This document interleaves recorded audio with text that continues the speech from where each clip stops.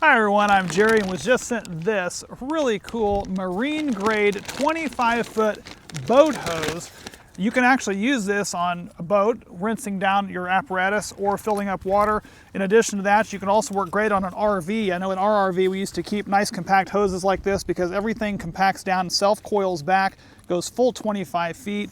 Nice brass fittings with flanges on this. And I mean, this is a 3/4 inch hose that fits on any standard size hose. I'm gonna go ahead and get this thing kicked on here so that you can actually kind of see how this works and allow you to kind of get a little full view here. But I mean, this thing will put some water if you're gonna be rinsing down anything outside, rinsing down your car, boat, RV, you name it. It's gonna work out great.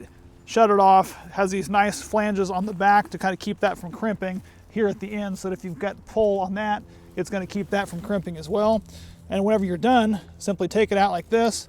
It'll then drain out and it'll all self-coil back, and then you've got it ready to store for next time.